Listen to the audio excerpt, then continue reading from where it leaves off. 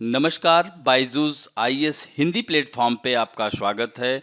आज हम लोग 28 सितंबर 2021 के दैनिक क्विज की चर्चा करेंगे, जो कि आपके परीक्षा के दृष्टिकोण से लाभदायक सिद्ध हो सकता है। तो आइए प्रश्नों की चर्चा करते हैं। आज का पहला प्रश्न है, निम्नलिखित कथनों में से कौन सा से सही है? पहला है कथन, भारतीय संविधान का अनुच्छेद 30 अल्पसंख्यकों के शैक्षणिक संस्थानों की स्थापना और प्रशासन के अधिकार से संबंधित है। तो यह कथन एकदम सत्य है। दूसरा कथन है, यह धार्मिक और भाषाई अल्पसंख्यकों दोनों के लिए लागू है।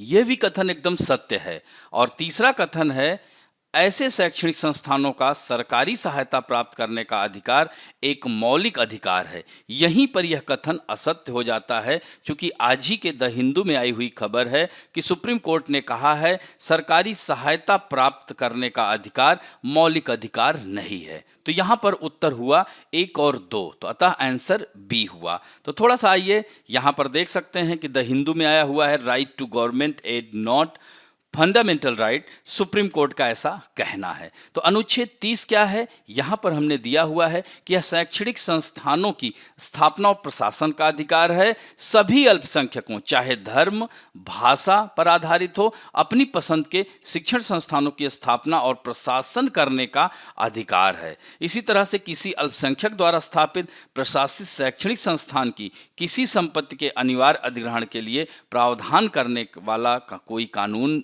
बनाने में भी है। तो इस तरह से यह दोनों बिंदु अनुच्छेद 30 ऐसा आपको जहां तक है इसकी जानकारी होगी भी। और यह जो इससे संबंधित खबर है, सुप्रीम कोर्ट ने क्या निर्णय दिया, तो सुप्रीम कोर्ट ने सीधे सीधे कहा है कि सरकारी सहायता जो गवर्नमेंट एड है वह नीति का विषय है और यह मौलिक अधिकार नहीं है। और ऐसा जो है उन्होंने यह कहा है क्योंकि निर्णय जो है उत्तर प्रदेश सरकार द्वारा 2018 में इलाहाबाद उच्च न्यायालय के फैसले को चुनौती देने वाली अपील पर आया था। तो इस तरह से शीर्ष अदालत ने हाई कोर्ट के इस फैसले को रद्द कर दिया है। तो यह आप देख सकते हैं कि सहायता प्राप्त करने का अधिकार मौलिक अधिकार नहीं है। अब बढ़ते हैं, दूसरा महत्वपूर्ण प्रश्न है, हाल ही में आकाश प्राइम, तो आकाश मिसाइल का नाम तो सुना ही होगा।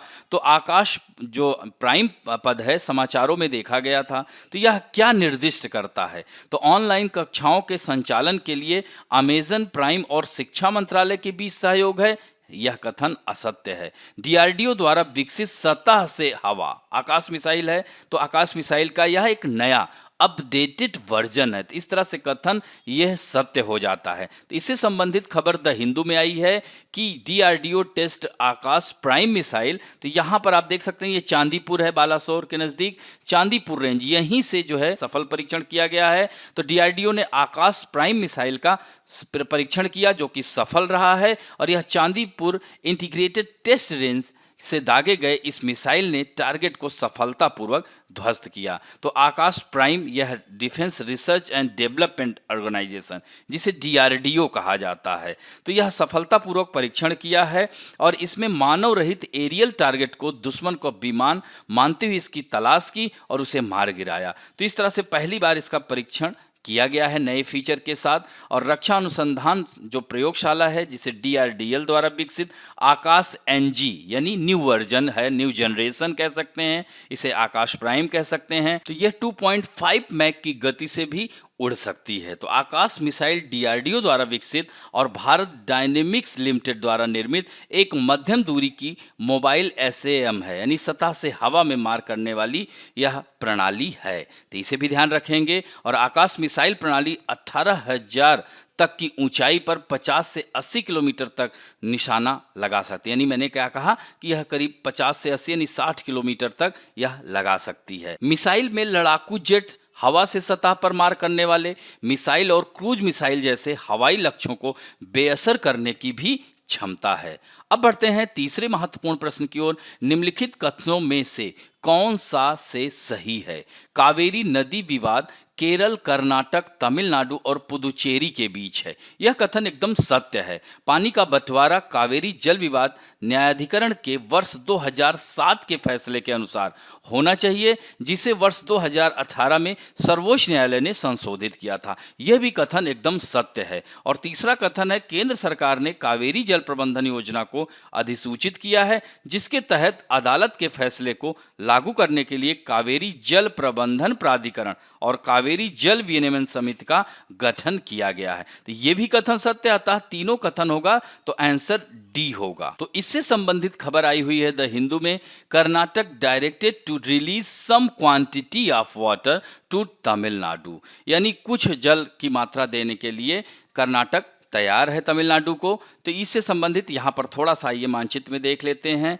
यह कावेरी नदी है। इसका उद्गम कहाँ से होता है? तो कर्नाटक के कोडुगु जिले या ब्रह्मगिरी की पहाड़ी से होता है। इसकी सहायक नदियाँ जैसे देख सकते हैं, हेमावती है, सिमशा है, काबिनी है, हेरंगी है, भवानी है, लक्ष्मण तीर्थ है, अमरावती है, अर्कावती है, ये सब इसकी सहायक नदियां हैं। तो यहाँ पर देख रहे हैं ना, ग्रैंड एनिकट यहाँ पर है, यह कावेरी, और यह बे ऑफ बंगाल, बंगाल की खाड़ी में गिर जाता है। तो इस तरह से 3 भारतीय राज्यों तमिलनाडु, केरल, कर्नाटक के अलावा पांडिचेरी में भी कावेरी बेसिन है।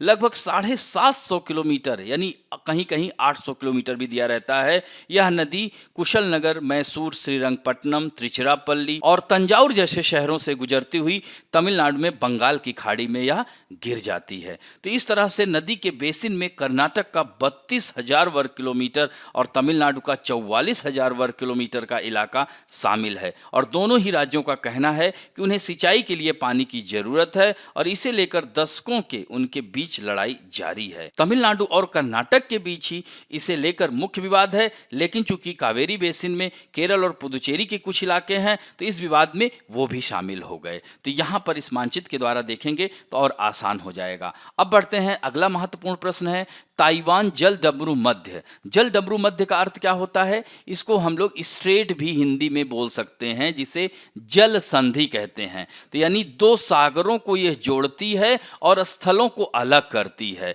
तो यह ताइवान जल संधि कहाँ अवस्थित है?